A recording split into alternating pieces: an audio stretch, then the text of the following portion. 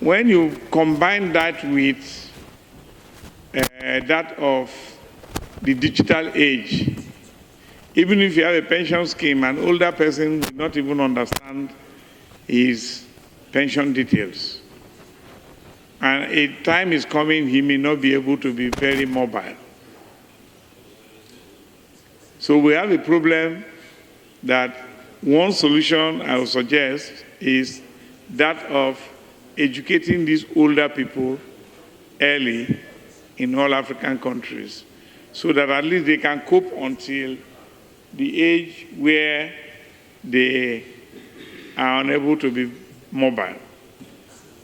So when we are talking of this thing, I want us at the end of the day to specify the things each country should include in their charter when they are adopting it.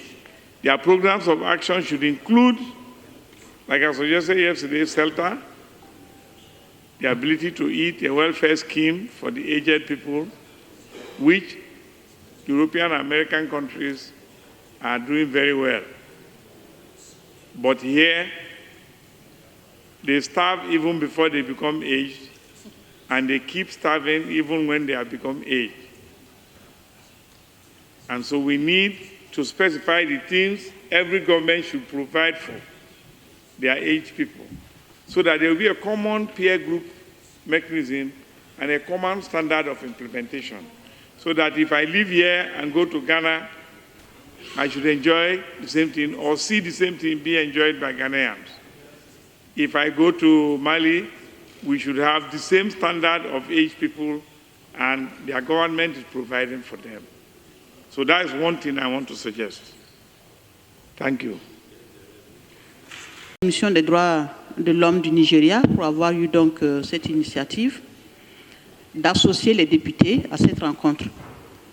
Parce que comme vous le savez, ce sont les députés qui votent les lois, ce sont les députés qui votent les ratifications, mais ce sont les députés également qui peuvent attirer l'attention des gouvernants, c'est-à-dire de l'exécutif, sur la prise en compte donc de certains textes, mais également de leur application. Il faut dire que nous avons une multitude de textes, je vais dire, mais ces textes ne sont généralement pas appliqués. Il faut donc que chacun à son niveau puisse intervenir, puisse sensibiliser, afin que les textes qui existent déjà puissent être donc appliqués.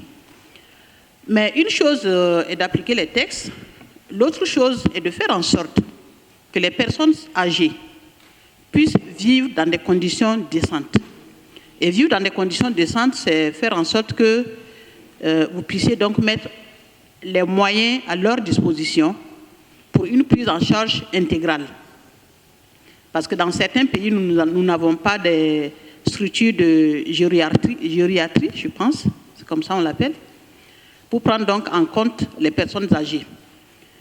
Il faudrait que vous essayiez de voir également pour que ces personnes âgées, parce que nous savons que nous sommes en Afrique et qu'en Afrique, nous vivons en famille, nous n'avons pas de maison de retraite ici pour ces personnes-là, mais nous devons faire en sorte que ces personnes puissent vivre conséquemment, sinon décemment, donc, leur vieillesse. Je voulais dire également que nous députés, tous autant que nous sommes, nous acheminons donc inexorablement vers le troisième âge. Certains y sont déjà. Donc, je pense que ces textes qui seront votés ou ces textes que nous allons ratifier vont nous concerner davantage. Parce que, comme je l'ai dit, nous allons vers cet âge. Donc, ces textes également vont s'appliquer à nous. Il faut dire également que si, de par le passé, ces textes avaient été pris en compte, certainement que les personnes âgées que nous avons actuellement, peut-être vivront dans de meilleures conditions. Je voudrais donc dire pour terminer que je loue l'initiative également d'avoir associé à ce séminaire les personnes âgées qui sont dans cette salle, parce que comme dit un adage, on ne peut pas raser la tête de quelqu'un en son absence. Donc, merci pour cette belle initiative, je vous remercie. De droits des personnes âgées est d'une importance capitale. Les interventions se recoupent depuis hier. Quand on dit les personnes âgées, à commencer par moi, j'étais à l'hôpital hier. Il y a toujours des petits bobos à un certain âge. Donc nous sommes vraiment concernés. Ici, chaque pays vit ses réalités. Les personnes âgées aujourd'hui ont fait leurs preuves pendant leur jeunesse en s'impliquant dans les activités de leur nation. Le plus souvent, les conflits de génération interviennent et qui amènent une discrimination sur ces personnes. Chacun est appelé à vieillir, rares qui atteignent le centenaire. Mais il faut remarquer que l'hygiène alimentaire, la santé sont des critères pour avoir une longue vie. Le plus souvent en Afrique, la présence d'une personne âgée dans la famille est une bénédiction. Et les enfants prennent soin de cette icône. Par contre, pour certains, c'est un fardeau. Quand vous observez les mendiants dans la rue, la plupart, ce sont des personnes âgées. Parce qu'elles n'ont pas un soutien, qui est très dommage. Maintenant qu'on prenne en compte le droit de ces personnes âgées, moi je pense que c'est un appât pour nous tous. Parce que c'est une triste situation que nous remarquons, surtout en Afrique. Espérons qu'au sortir de cette rencontre, le droit des personnes âgées sera respecté, bien sûr en collaboration avec tous les députés de cette région et toutes les personnes de bonne volonté qui peuvent apporter un plus afin que cet âge soit respecté, que cet âge soit vraiment considéré et que ces personnes âgées trouvent leur place dans la société. Je vous remercie. Et j'ai une question, une préoccupation qui s'adresse à Monsieur Ochala. Monsieur Ochala nous a rattrapé.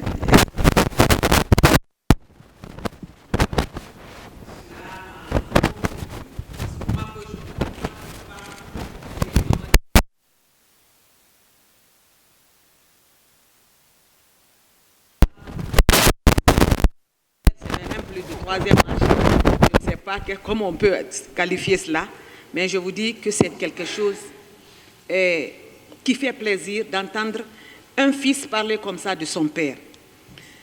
Ma préoccupation dans son exposé, il nous a parlé de sensibilisation. Et concernant la sensibilisation, il n'y a pas les personnes les plus indiquées que les députés. Pour pouvoir faire comprendre non seulement à l'exécutif, mais à la base aussi. Je vous donne un exemple. Chez moi, on devait expliquer, avant qu'on ne vote la loi sur la parité, c'est des droits des femmes, sur la parité, le forum des femmes parlementaires, il a fallu que les femmes députées se lèvent, faire le tour dans toutes les préfectures de notre pays, pour aller sensibiliser les femmes à l'approche même des élections communales, et dans la langue du terroir, pour expliquer quelle est l'importance de cette loi si on votait la loi sur la parité. Donc, avec cela, cette loi, en fin de compte, a eu gain de cause au niveau du Parlement. Aujourd'hui, nous avons une loi sur la parité chez nous. Deuxièmement, c'était sur le Code civil qu'on devait réviser. Effectivement, les femmes ont fait aussi cette démarche, les femmes députées ont fait cette démarche à travers tout le pays, pour sensibiliser et expliquer le contenu du nouveau Code civil révisé. Et en fin de compte, quand c'est venu au Parlement, c'est passé. Et ces protocoles-là sont votés au Parlement. Alors, pour sensibiliser, aller soit vers les cibles, que ce soit l'exécutif ou d'autres institutions, il n'y a pas plus mieux indiqué, ou vers la population, il n'y a pas plus indiqué que les députés. Alors, je voudrais demander à M. Ochala, quelle stratégie il peut nous proposer aujourd'hui pour que vraiment ce protocole-là soit ratifié pratiquement dans tous les pays. Je vous remercie. Comme vous l'avez dit, je tenais à féliciter l'ensemble des prestataires qui ont fait leur exposé pour la clarté du travail. Comme vous l'avez dit, je pense que les pays d'Afrique sont très engagés à protéger toutes les couches vulnérables, même s'ils n'ont pas beaucoup de moyens.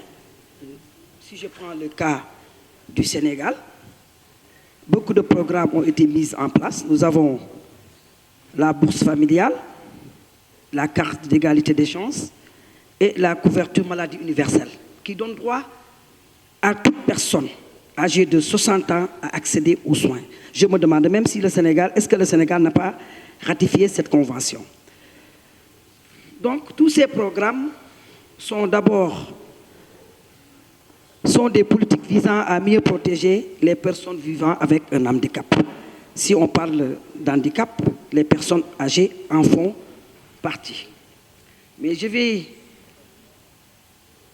me rapprocher de Mme Denise lorsqu'elle a dit hier que nous sommes là pour dialoguer et pour trouver des solutions qui peuvent nous aider à pouvoir ratifier, mais aussi à exécuter ces ratifications. Il ne s'agit pas seulement de ratifier et de fermer les portes. Je pense qu'il y a un processus à faire. Moi, je demanderais qu'on puisse faire un état des lieux, un diagnostic.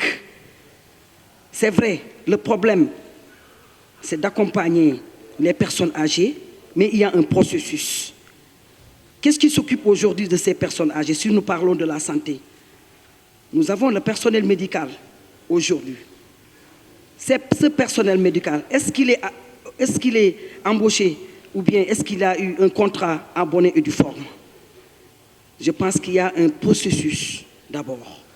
Si aujourd'hui on prend une jeune fille, une infirmière, une sage-femme qui a 20 ans, 24 ans, si on lui fait un contrat en bonne et due forme, si on lui demande d'aller dans les villages les plus reculés du monde, il est obligé de partir.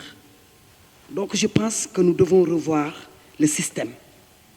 Les Nations Unies, c'est vrai, ils accompagnent les pays d'Afrique, mais aussi ils doivent augmenter et multiplier leurs actions. Nous avons des problèmes de nourriture, l'agriculture, il faut nous accompagner sur cela. Si nous arrivons à réussir notre agriculture, cette pauvreté ou bien cette vieillesse sera réglée. Nous avons aussi beaucoup de problèmes. Donc je pense que, comme vous l'avez dit, nous sommes là pour dialoguer. Nous, en tant que parlementaires, en tant que représentants du peuple, nous sommes prêts à porter tous les plaidoyers dans nos assemblées respectives. Mais aussi, il faut que nous revoyions la situation pour que tout le monde puisse voir son gain dedans. Donc je vous remercie. Merci.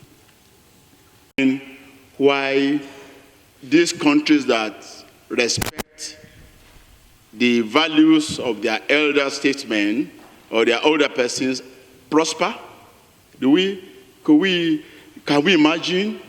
I think one of the reasons is that these older persons, when they benefit from the system, pray for their countries. They pray for the hands that made those rules, that made those things that they enjoy possible. Can we imagine why those countries that have not put anything in place don't prosper? Is it because their elder persons cost them? Or they are not happy with what is happening? That's a question I want us to ponder over. But I want to advert our minds to one thing. That the older you get, the less the possibility of your making incomes. And the more the needs you have, particularly for you to stay alive. That is why the challenges that we have highlighted here, I have broken them down in two. One, the need for national legislation in individual countries to take care of older persons. The need for national legislations in individual countries to take care of older persons. When individual countries don't have such laws, how do you expect them to ratify the African Charter protocol on older persons? They cannot, they don't appreciate it. You cannot give what you don't have. That is one challenge that AU is facing. So we must come out of here appealing to African countries to please work on themselves and get legislation, legal infrastructure in place to take care of older persons. And the second, like it, is the one that has to do with the African Union. It is dehumanizing. It is agonizing for me. It is scandalizing that only 5 countries in Africa have signed that protocol. Only 2 have ratified it. Only 2. What are we talking about? And we say we want to go from here to UN to advocate a UN convention on the rights of older persons. How can we do that? What will be our standing to do that? I think charity, we must make noise from here, must begin at home. Charity must begin from home. I think we should all go back from here thinking that, look, enough is enough about all these rhetorics that we have, all this talking and talking that we have done that has not produced anything.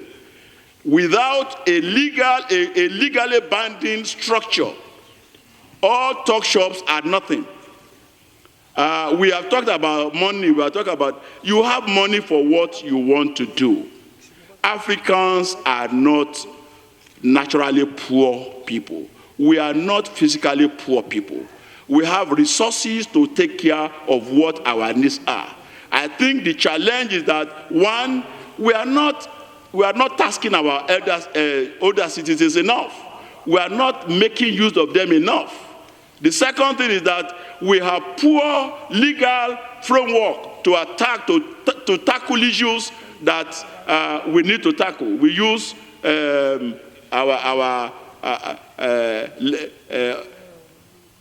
what we learn, traditional setups to tackle modern issues. The Executive Secretary of the National Rights Commission said, look, the world is becoming Republican. Africa cannot run away from republicanism. We cannot run away from it. We can no longer continue to resile in traditional help for aged persons. It is no longer sustainable.